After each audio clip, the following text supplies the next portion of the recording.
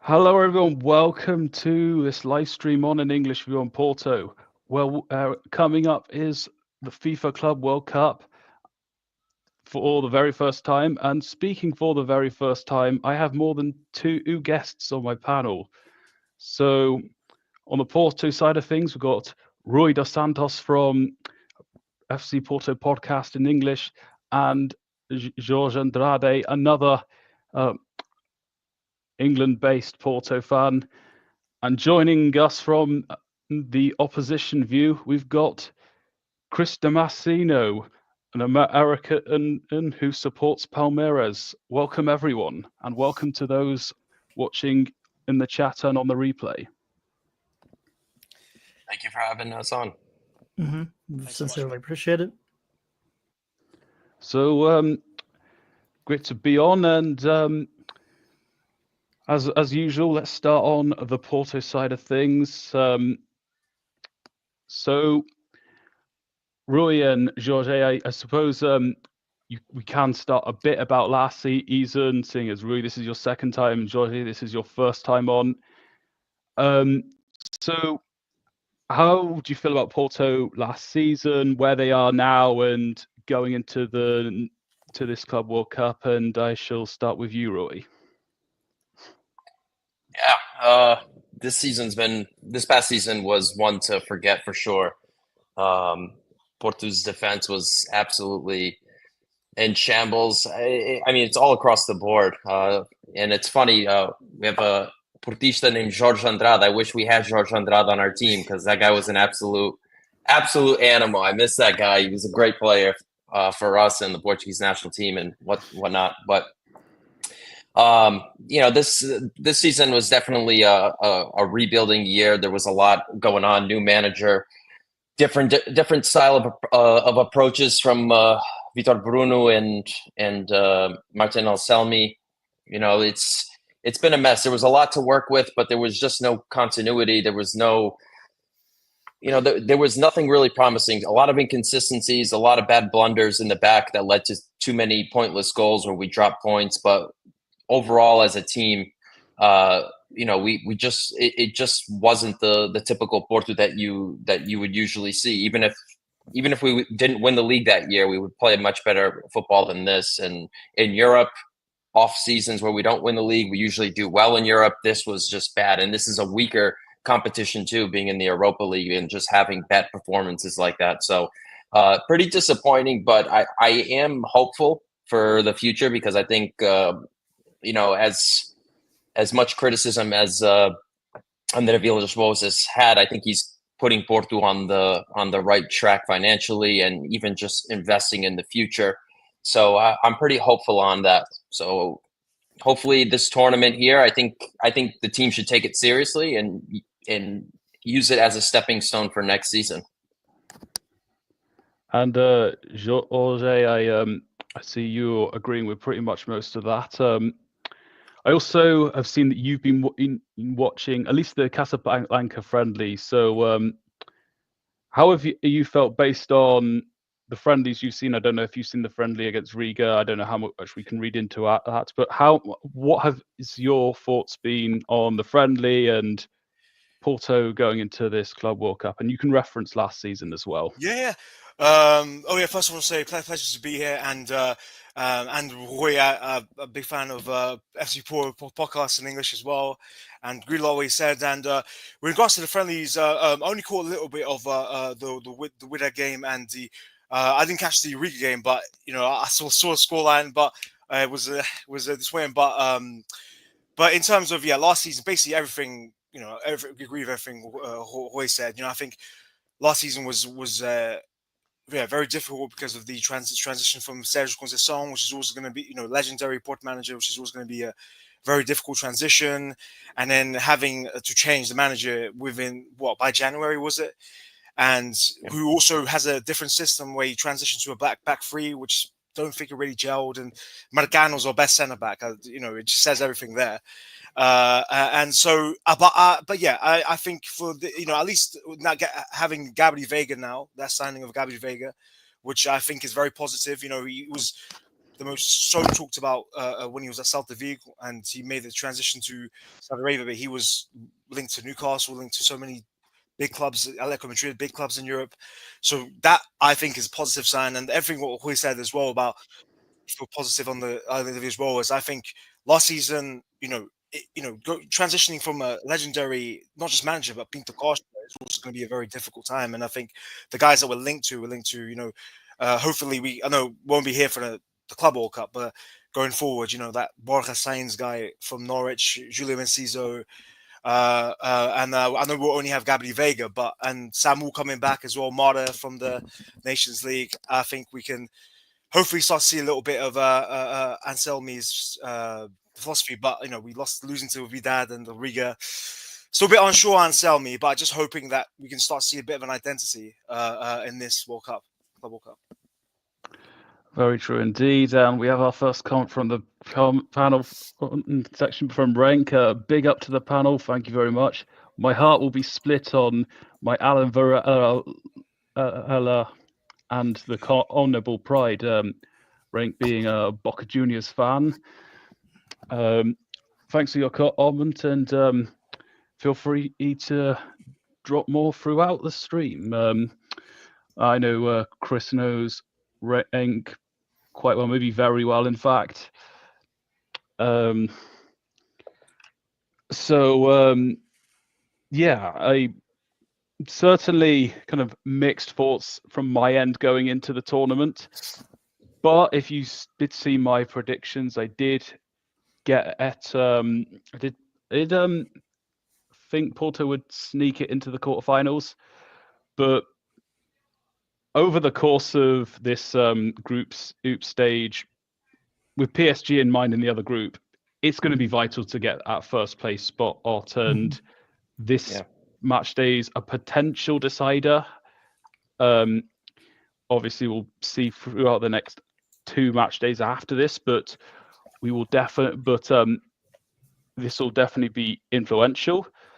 But this will transition us quite nicely over to the Palmeiras perspective. Chris,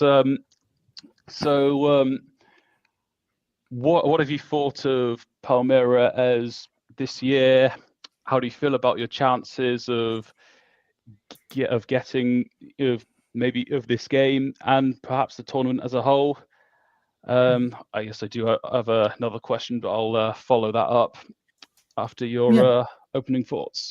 Sure. So, I mean, overall, for our year, it sort of started with the Paulista State Championship in the earlier portions of January into February, but the actual Brazilian Championship were only about 11 games into that. So it's still very early doors. We're coming into it in somewhat of mid-season form. Had a couple of stumbles in the last couple of games we played against Flamengo and Cruzeiro, but we did kind of ace the assignment in the Copa Libertadores by going unbeaten in our group stages. So there's been a mixture of good and somewhat inconsistent, but the club really invested in this window to prepare for this tournament. It's a tournament that Palmeiras has been anticipating ever since it got announced, and they were one of the entrants via their Copa Libertadores win in 2021.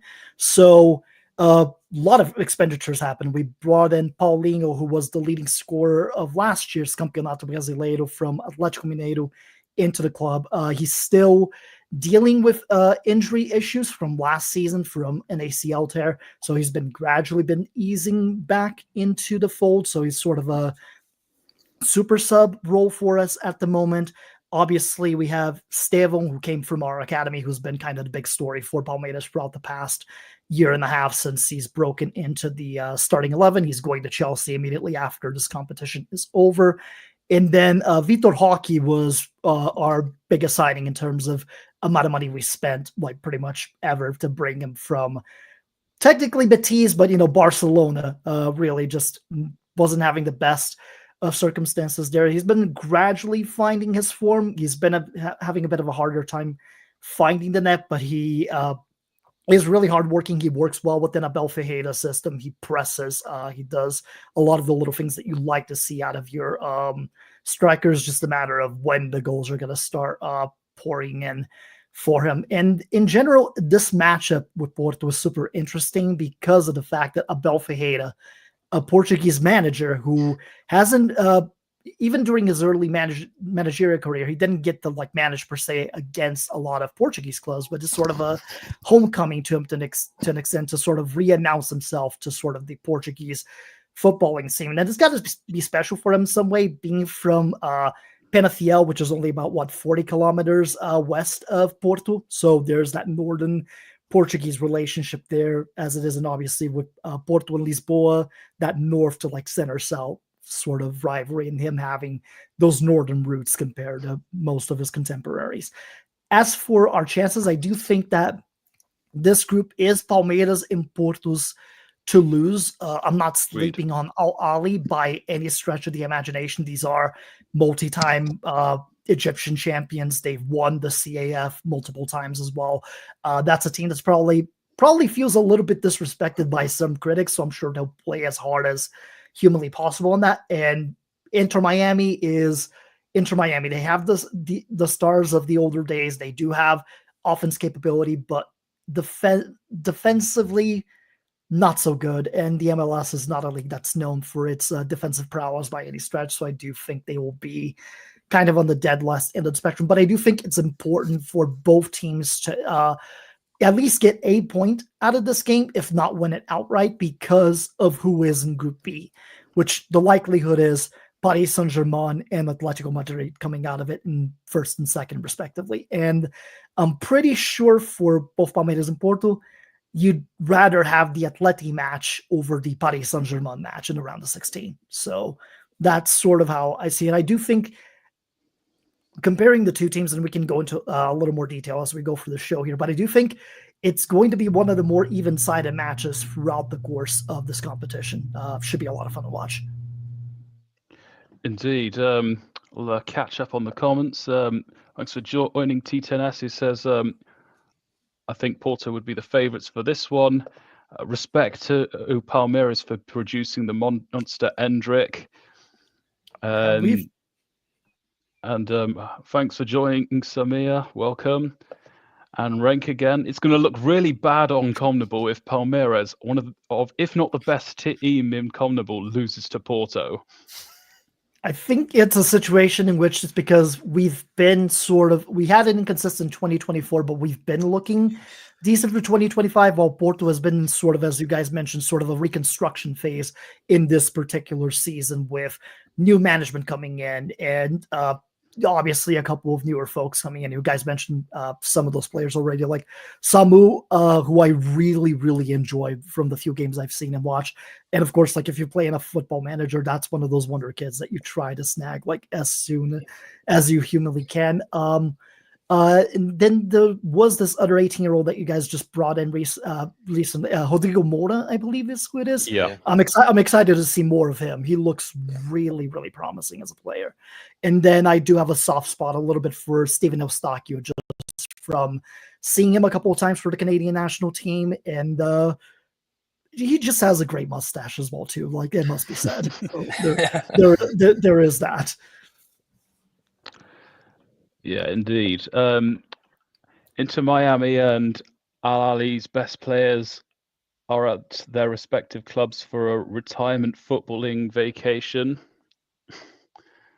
Of course, the first player I think of in regards to Al Ahly is Mohamed El Shanawi, the goalkeeper.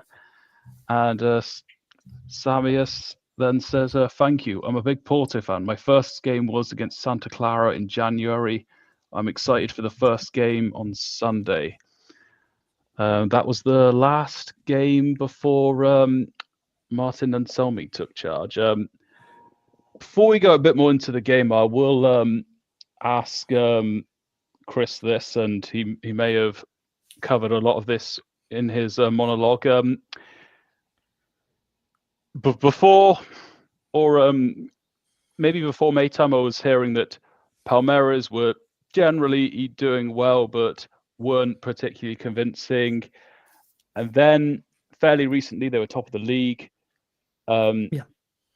And then, of course, they lost that big game to Flamengo. And then the last game, to my knowledge, there wasn't another game around the time or after the international break. They lost away. I can't remember the clubs. Yeah, yes, that was the Cruzeiro game. I We could lost see 2-1 in them away. I could see the badge in my head, but yes. What kind of went wrong whilst Palmeiras were like around the top of the table, and do you think they can fix that by the time they get to the Club World Cup? I think the fixing for that can definitely happen, specifically because for the most part during his stint with the club, which is from a Brazilian manager, from a manager in the Brazilian perspective, is crazy because more often than not, the turnaround for those jobs tends to be somewhere between 12 to 18 months, and Abel's been there for almost 5 years. It'll be going on 5 years at the end of this year. So it's been kind of a crazy journey. We've won the most titles we've had in any era with a manager with him at the helm as well. So he's sort of made his name around these parts. As for this year, a lot of our performances have been very defensively like astute. We haven't been like the sexy team that scored a lot of goals like Flamengo has, with Arrascaeta standing out for them and whatnot. But we've had some pretty impressive clean sheets of like 2-0, 1-0 and whatnot that led us to the top of the table. It's just that with Abel's style of play, which tends to be very, try to be very like organized, very structured, very counter-attack centric, teams like Flamengo and Cruzeiro who are willing to press, who are willing to kind of just get into a team's face like that and create chances, they have been able to kind of capitalize on that. And Flamengo was a very good team, so it's always, you just never know. And they've been one of the teams that we've been snake bit against over the last couple of years. I believe the stats were over 9 games across the league. It's been 6 draws and 3 losses. We haven't beaten them in the league for quite some time. I think the last victory that I can think off the top of my head against them in any competition was the Libertadores final in 2021. So they've been kind of our bogey team in the league throughout as a whole. And I think with the Cruzeiro trip, it's just it was just not a good performance from the team as a whole. They kind of got it together near the end, scoring a goal near the end of the game, but just it was not a very convincing performance. And ideally, Abel and the coaching staff had drilled it onto their heads that this is not going to be acceptable for the next couple of weeks here, especially if they want to go far into this competition.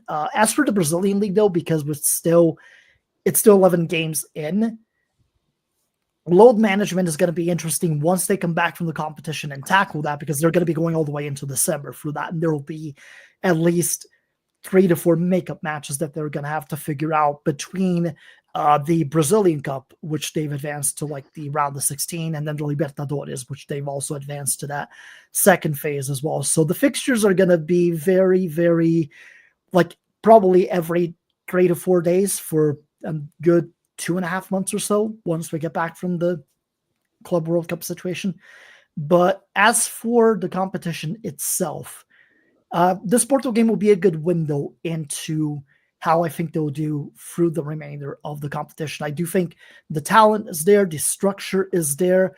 It's just a matter of how I think this particular game will be the sort of proof of like how far is the sort of like European ceiling compared to like the higher portions of the South American ceiling. Just to kind of compare and contrast and maybe get an idea of how some of these other South American sides are going to be performing against their European contemporaries. Indeed. I did remember one other thing before we really dive deep into the match, and I didn't remember this soon enough. Shortly, Rui and Jorge, what are your kind of like general expectations or predictions to where Porto might finish in the tournament?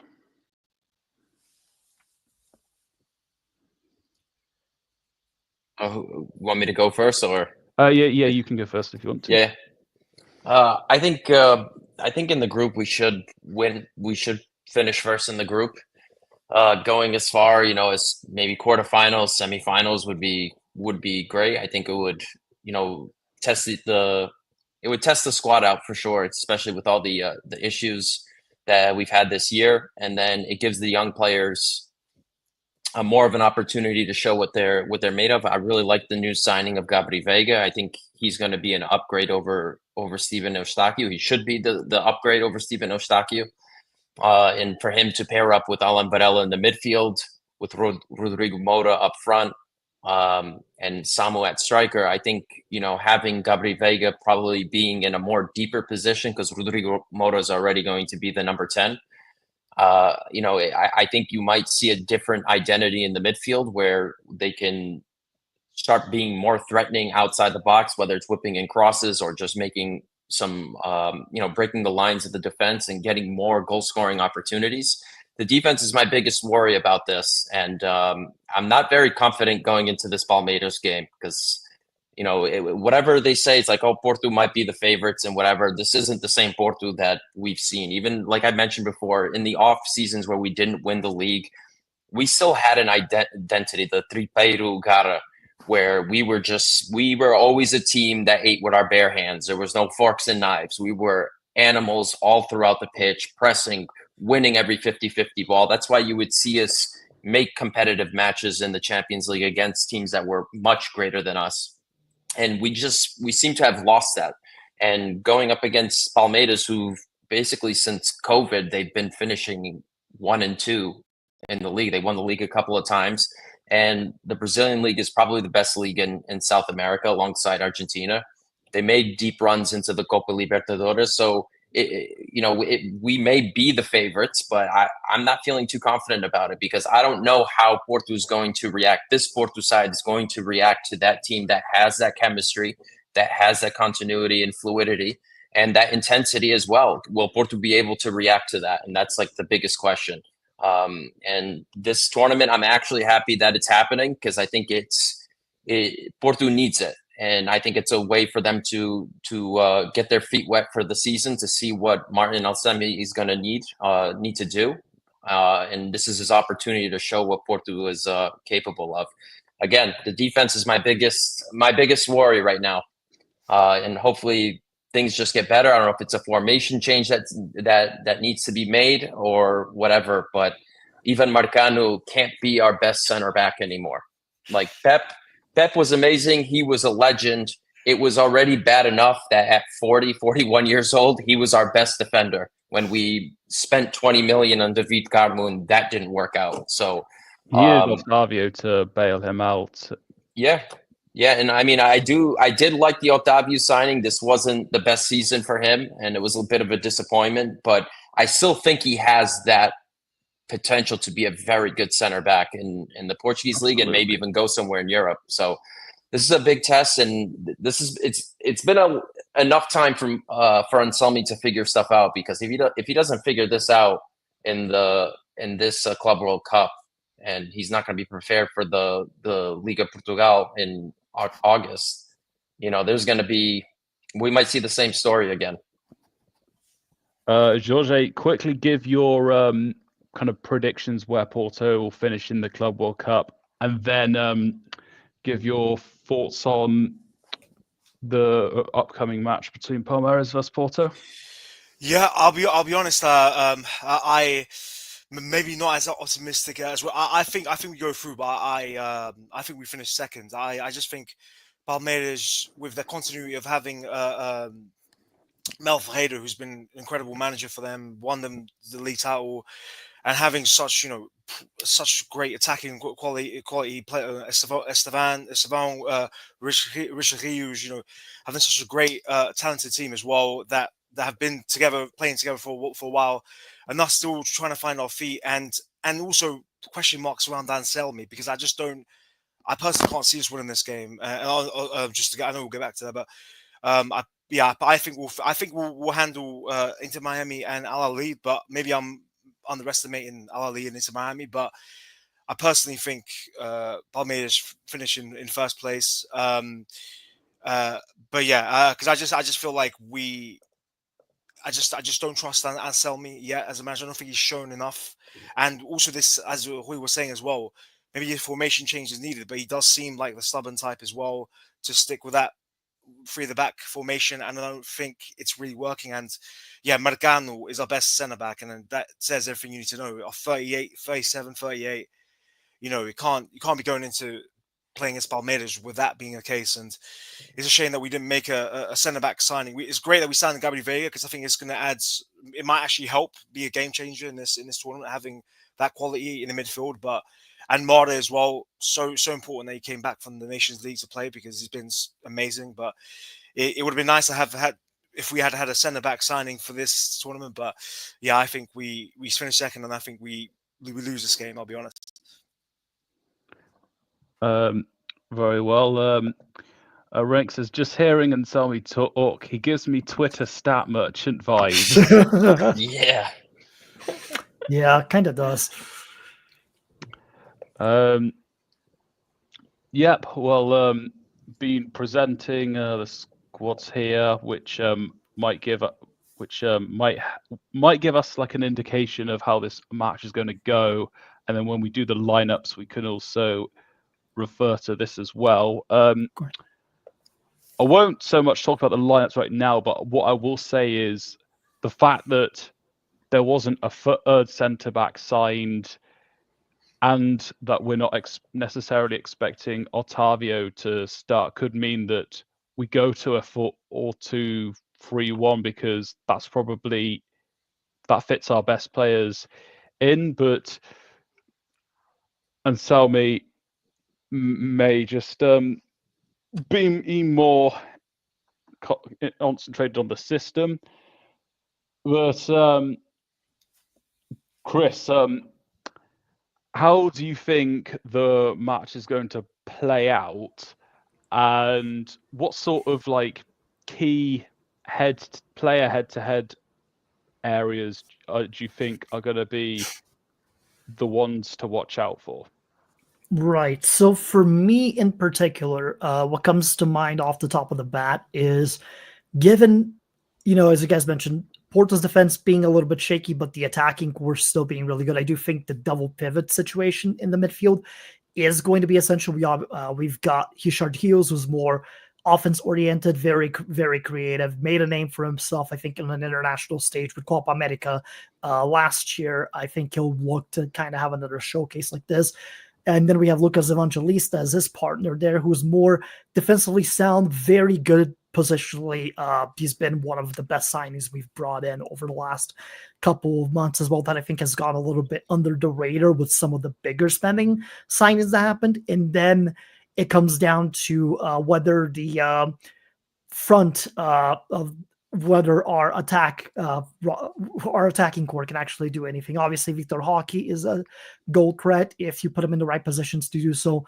Stevão, whether he plays in the wing or if he moves towards the center, that should be kind of an interesting way to see how Abel is going to play that out, because on the right-hand side, you could have Stevão exploring that wing. You could put in Felipe Anderson, who came in last season from Lazio. Didn't really have a good year. Had some injury troubles earlier this year, but seems like he's starting to find his form a little bit more compared to after his arrival last year.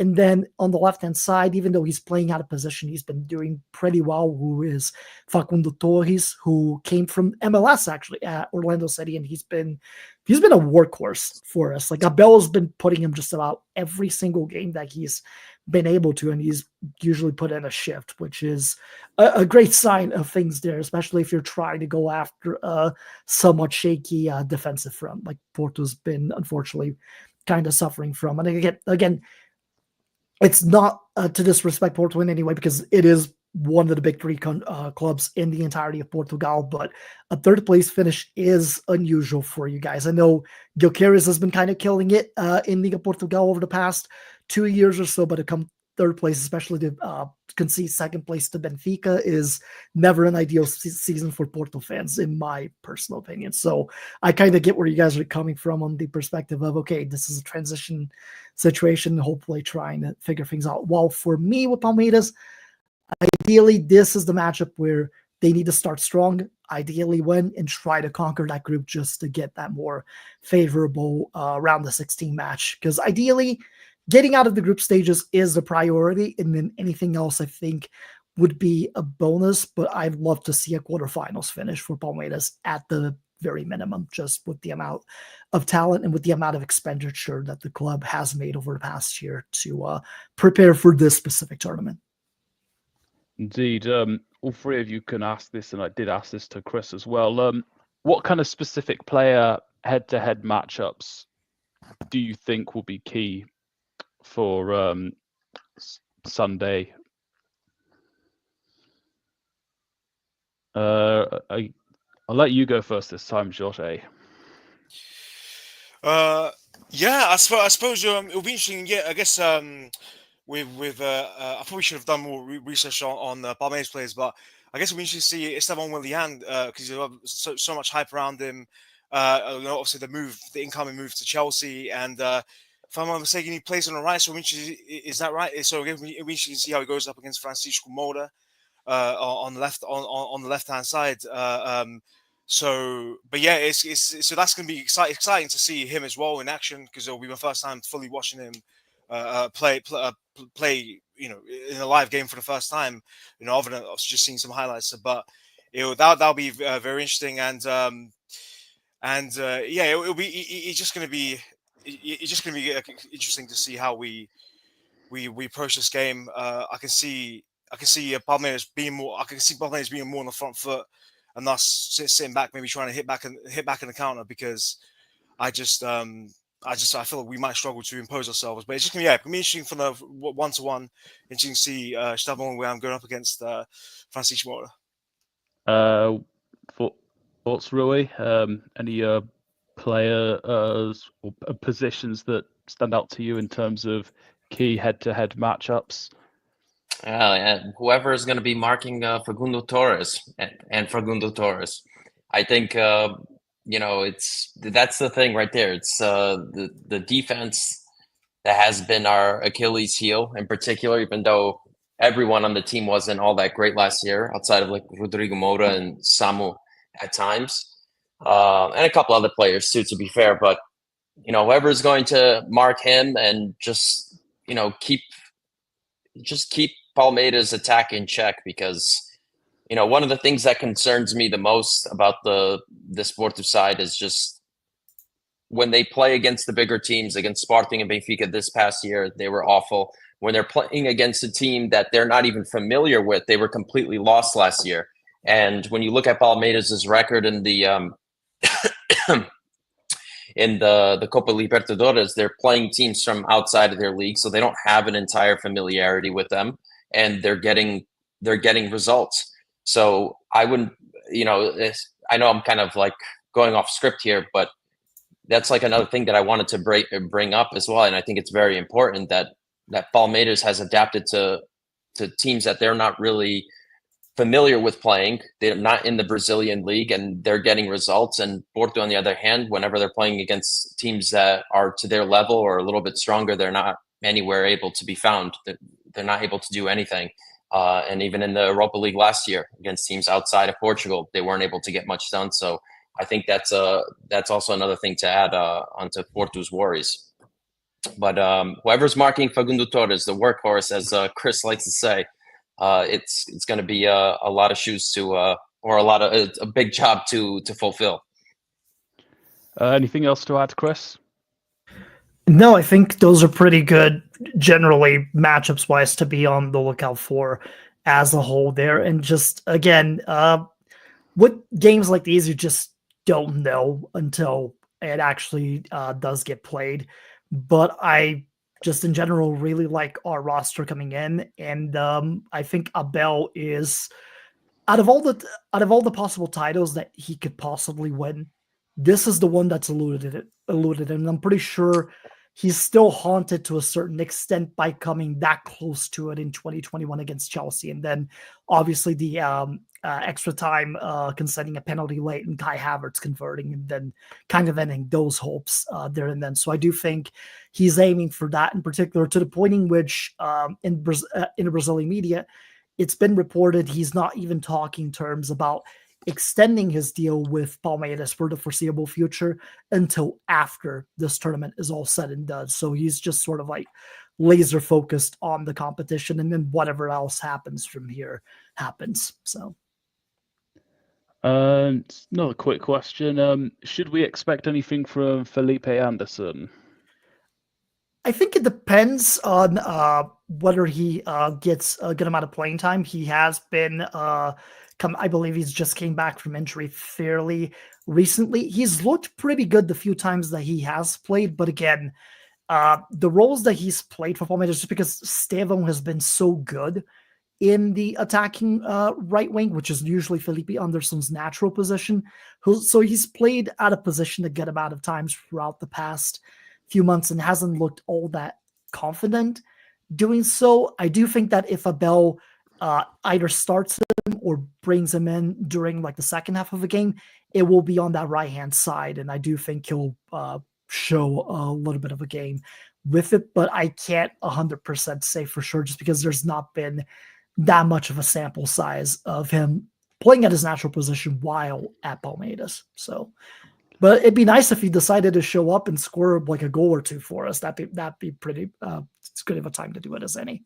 I'm sure Sergio Conceição would laugh at that for sure. Because he threw him right out of Porto real quick. Mm-hmm. I think he only played like 4 games for us.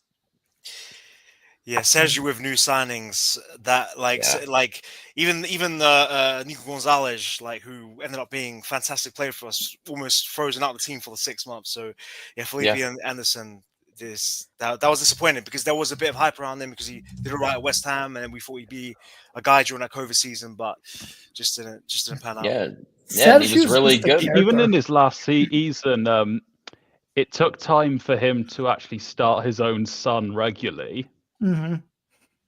Yeah, he was always tough. He just always made it, like, even for like younger kids, even if they had a good game, like he wouldn't even play them after like the next 2 or 3 games. It's like when you're young, it's like you have to sit on the bench and like really earn your spot on the team. It was, you have to take the good with the bad with him, and there was throughout his career, it was obviously at Porto at least, there was obviously more good than bad, but there's always things that, we always question why he did it. But then again, in the situation that we were in when he first took over, saying that, like, if you were to tell us that this guy's going to win 3 league titles with you in the time span that he was with us, I would think you were crazy because Porto was in shambles when he took over, and we're kind of in shambles again after he left. So I don't know.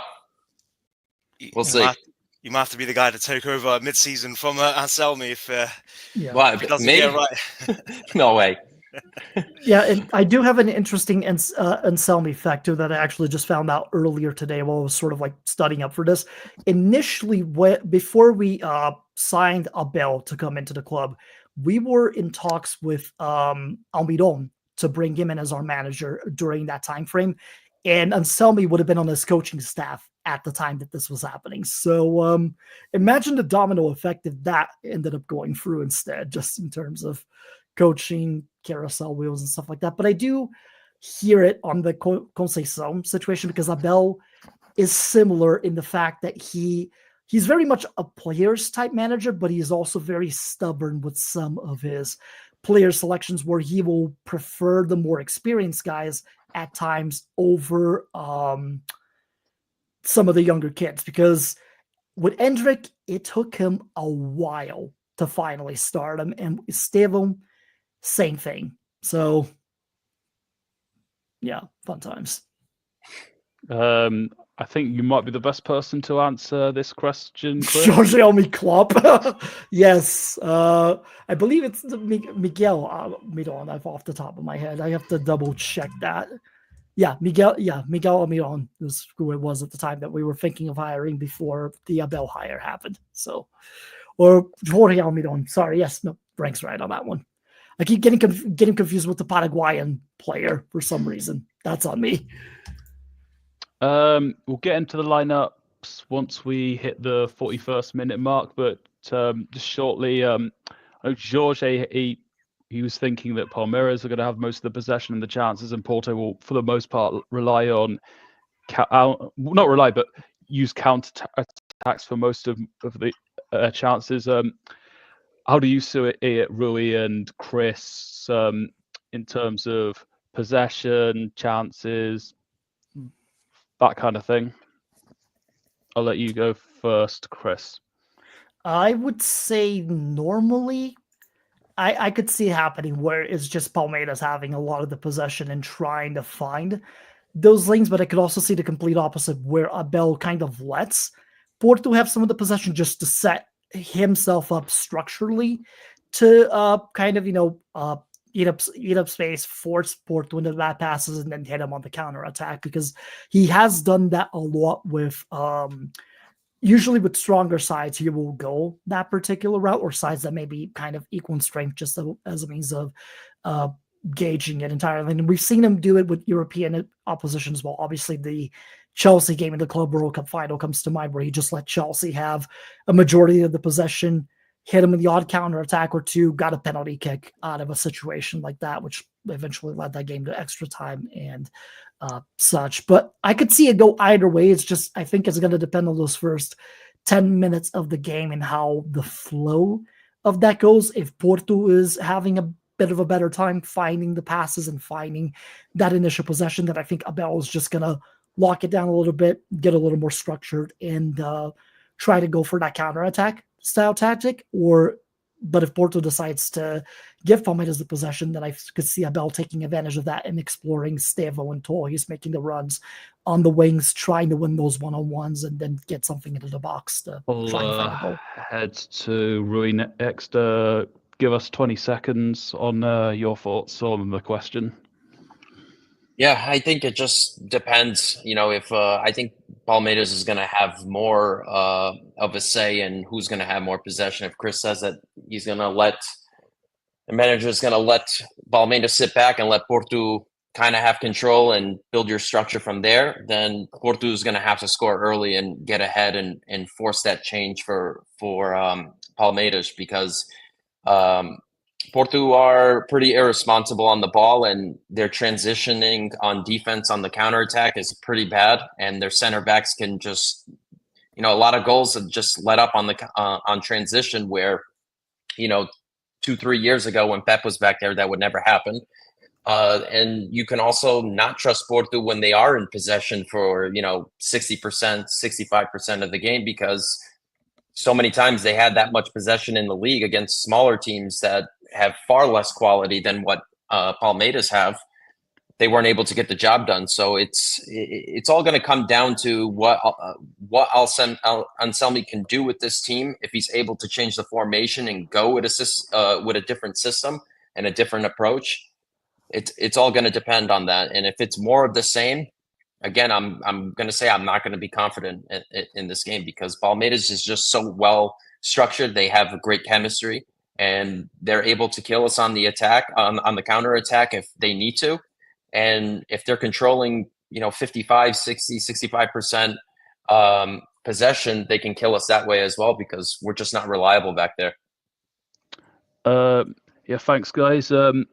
Sebastian says, as I watch South American football and Copa Libertadores, I think Palmeiras is the only team that could beat Porto from the South American clubs that are here in the tournament. Jorge Almiron, my Colo Colo coach. Palmeiras has been very good this season, says Sebastian. And 87 says hi. Sebastian has given his prediction, and I'll bring it up when we get to that part of the section. Now let's go to the lineups, where we give our predictions on who we think will start. Normally, I will start with the home teams, seeing as it is a neutral venue. We don't have that luxury, but Palmeiras is still seen as on the left side of this matchup. So I'll go to you first, Chris. Who do you think will start? Sure. So for me in particular, normally Abel will line up his teams either in a 4-2-3-1 to start, or sort of like a 3-4-1-2. Just depends on how many center backs he wants into the fold. I do think he'll go the traditional 4-2-3-1 lineup to start. So Weverton at goal. He's been our keeper for the longest time, earned multiple caps. He's been with the national team as well. I don't see that being changed anytime soon. For our center backs, our captain, Gustavo Gomes, who's been kind of a stalwart as a whole. He's slowed down over the last couple of years, but he still does have sort of that class and technique to hold down a starting spot. Along with him, there's two options. Murilo has been our more consistent center back that's partnered with Gomes, though Bruno Fuchs has been playing well, coming in on loan for us for the course of this year. So if Abel was doing a 3 center back system, it'd be those 3 together. But if we're going with the 4-2-3-1, it's Gomes and Murilo as your starting center backs. On the left back side, Joaquin Piqueres will be the main man there. He's sort of just earned that starting spot there as a whole. Right back is a little bit interesting because we do have a couple of different options there, but I do think that Abel could give the chance for Agustin Giai to get a start this game and just see what he's made of. He's been, since coming into the club with Palmeiras, he's had a couple of inconsistent performances, but I do think a lot of that was just him adapting to a new country, adapting to all the Brazilian calendar and everything in between. He's looked a lot better so far this year, so he'd be the one I'd give the nod to start, but we could also have Mikey starting over on that spot as well. I'll go Giai. I think he's the younger, more like durable option to kind of see the game throughout, or at least play most of it before a super sub situation. For your double pivots, as I mentioned already earlier, that's likely going to be Richard Hughes and Emiliano Martinez as the 2 guys starting on those. And then for your attacking core, on the attacking left, most likely is going to be Facundo Torres, though there's options with either Mauricio, who's one of our youngsters from the academy, who's looked pretty good, and then there's Paulinho as well, who I don't think he'll start, but he'll likely come in as a substitute at some point in the game at that attacking left position. At the center, you can either have Rafael Veiga as a starter or coming in as a sub. He's been one of our longest serving players. He's been here for quite a few years. He was there for that 2021 Libertadores win as well. Most likely it'll be Steven in the center. If it's Veiga starting at the center, then Steven will be on the right wing. If they're putting Steven up front, then I could see Felipe Anderson getting the start and the attacking right-hand side, and then Vitor Roque as the starting striker, the number 9 up front, with Flaco Lopes, or by his full name, there's Jose Manuel Lopes, what we call him, Flaco Lopes, being the backup option at striker if something were to happen. So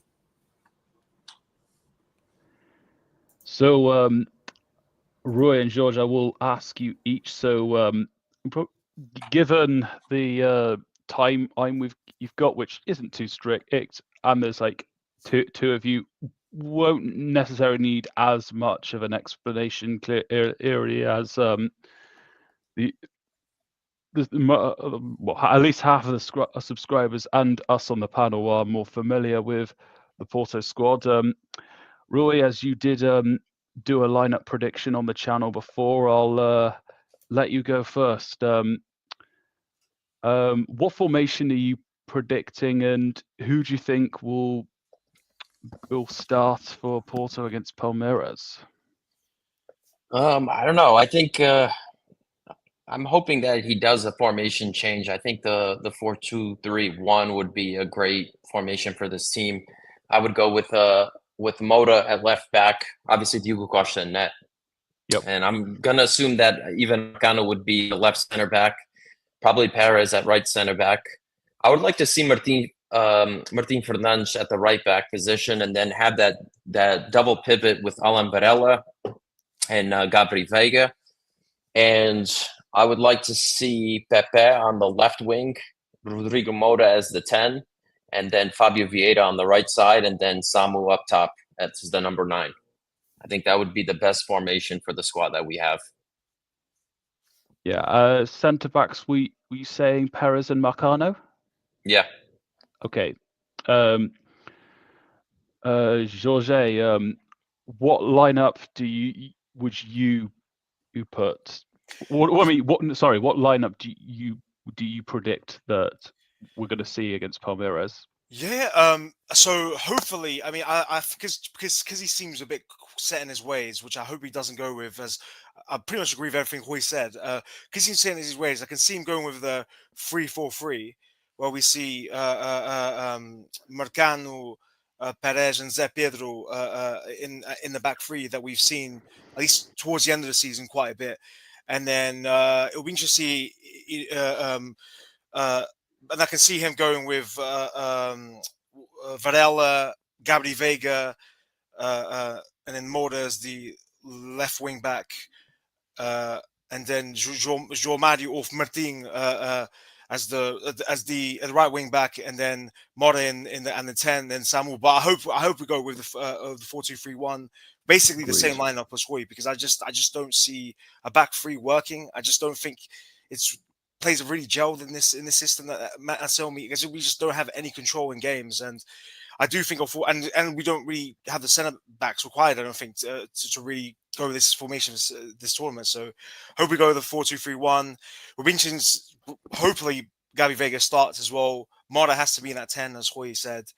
And yeah, Martin Fernandes, I like João Mario, but he can be quite suspect at the back. I think Martin Fernandes offers more that defensive solidity, and he's also okay, at least with crossing going forward. But yeah, total agreement with Roy as well. Also, a quick question for y'all, because I just remembered this initially. Have you guys heard anything on whether Diogo Costa will be good to go for Sunday? Because I did hear a couple of days ago that there was some sort of injury issues that they were looking at with him on like the doctor's side throughout yesterday and today on whether he'd be good to go for Sunday or not due to that. Yeah, I mean, I haven't read anything else regarding that, but I'm assuming he's going to be starting. I am also having a look for possible case of this happening, but I'm also expecting. Yeah, he had a muscle injury in training or muscle discomfort, so I'm assuming he's going to be starting. Yeah, that's what I figure as well, since I didn't hear anything like official yet. I just know one of the Palmeiras beat writers wrote about an hour or so ago before we went on that they were having him undergo medical examinations to determine like the severity of it, and like that it was initially as a discomfort, as you mentioned, like a muscle discomfort situation, but whether it's anything dire, because obviously he just played in the Nations League and was kind of the hero for Portugal there with their win over Spain. So, I mean, from an opposition side, I guess not having to deal with Diogo Costa would be good, but I think for the betterment of like an actual good game, I'd like to see him start just to see like what we're made of against a goalie of that caliber. So. Yep, fair enough. Given the panel, I won't necessarily need to give what my lineup predictions are. I pretty much agree with Rui and Jorge with what I want to see. Plus, I'd have Fabio Vieira in that attacking three behind Samu, along with Moura and Vega. But I'm a bit on the fence whether he chooses to fit the system into the players or fit the players into the systems. But if he does go with a back three, at least play Otavio, because Pedro is a broken condom, as I've said before. But yeah, I would pretty much no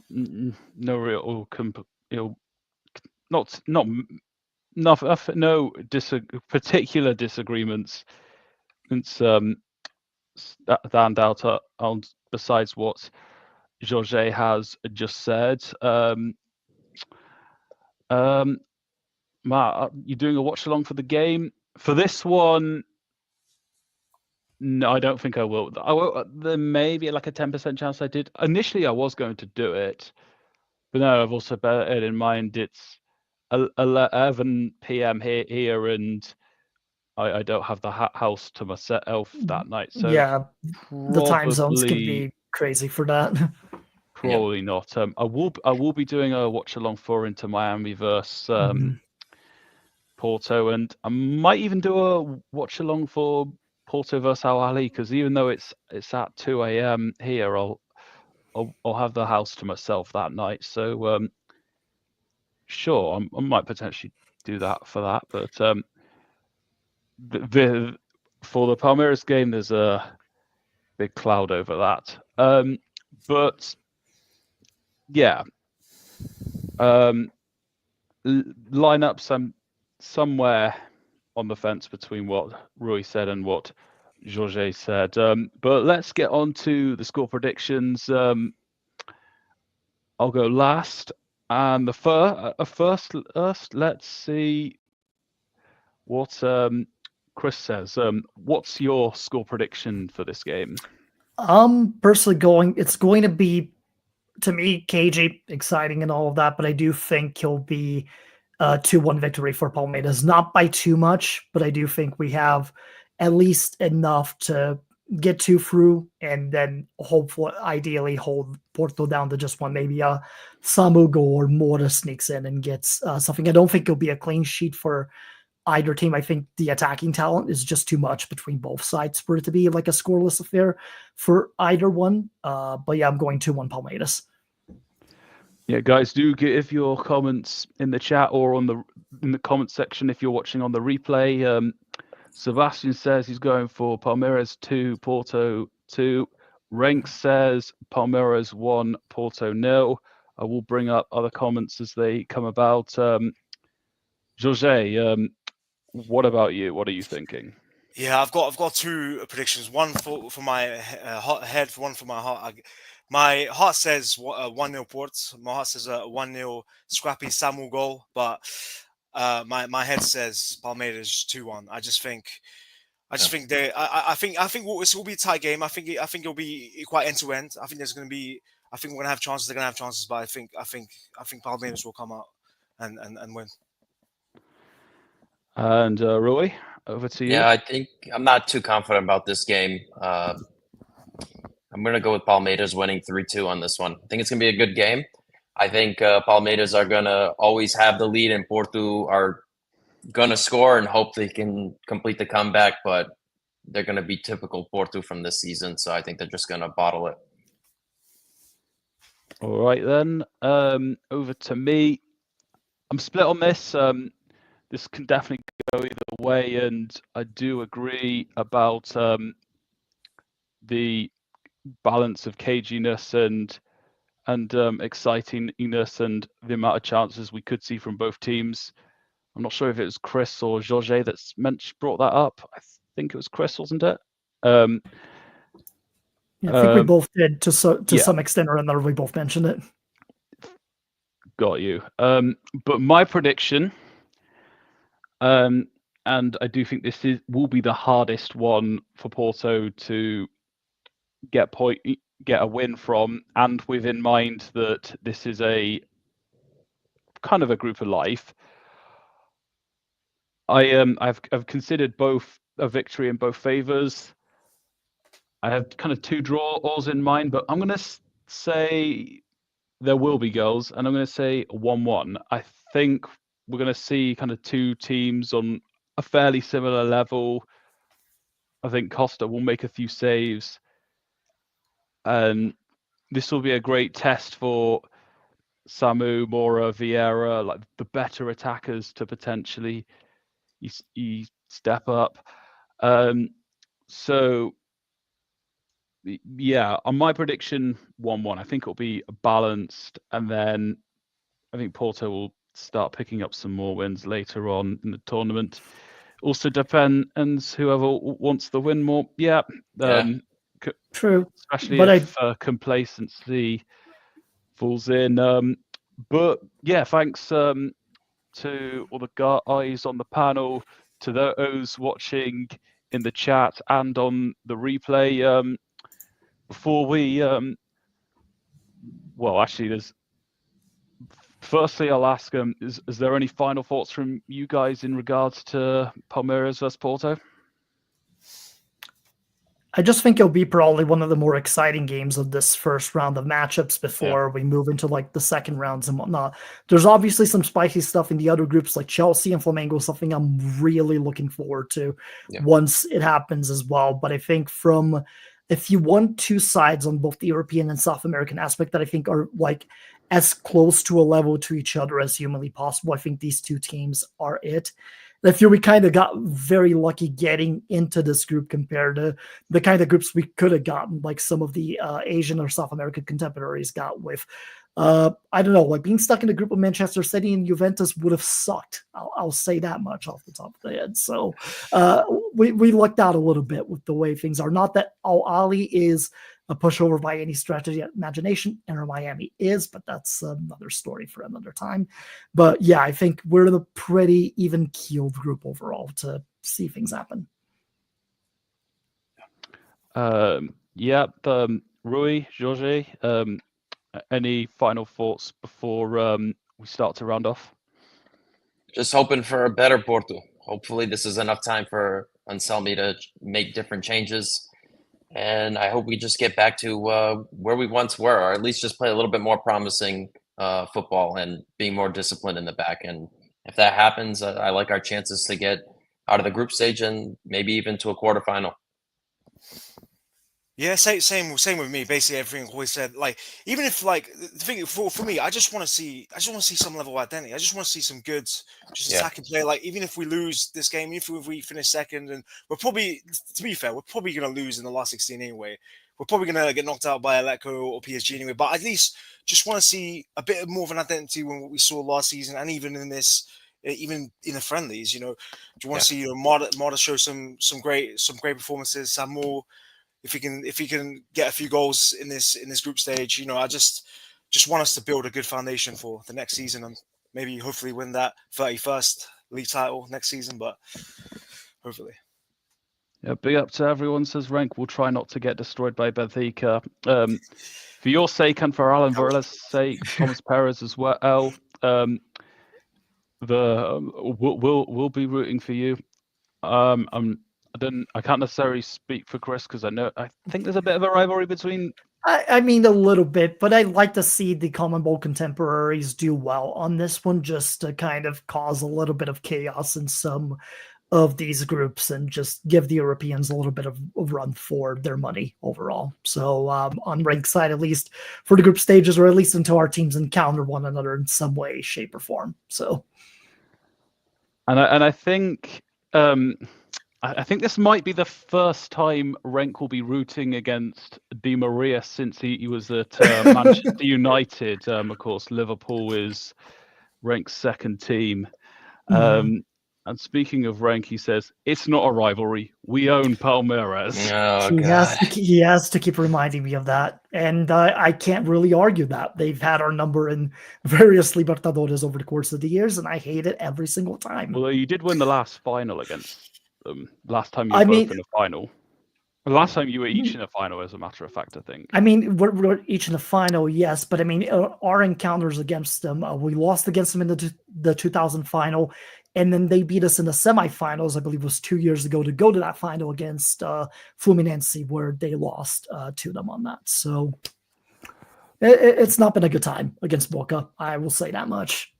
Boca going to eat Benfica, trust me. Yep, hope so. I hope so. Boca over Palmeiras. I'll stay out of this. Play the Switzerland card on this one. It's for your guys. It's some good. So yeah. Thanks to everyone on the panel in the chat and in the comments. Rui, I know I've had a bit of a subscriber growth and some neutral and pretty much mostly neutrals in the chat. So where can the viewers find you and Porto podcast in English? Yeah, you can find my my personal page at Ruizinho92, and the Porto podcast in English page is FC Porto Pod ENG. We've been kind of dead for about a year or so, but we're looking to revive our podcast again and get things back on track. So we'll see. And I have even given Rui the offer. Well, if the Porto podcast doesn't come back, I've given Rui the offer to be at least a semi-host of this channel, and in fact, I've given him the login details to YouTube and StreamYard. Jorge, anything to promote from your side? Yeah, unfortunately, I mean, I don't have a YouTube channel. Maybe that could be something in the pipeline, as I've enjoyed it. It's my first time getting on there, so apologies, I've been a bit nervous. But yeah, in terms of Twitter, I have a Twitter page, George Andrade, at Twitter handle George Andrade 95, no spaces. So I guess I sometimes speak about Porto, sometimes speak about Everton, my English club. But yeah, maybe YouTube could be maybe a starting a Porto YouTube channel could be a thing for the future pipeline. Yeah. And Chris, where can the people find you?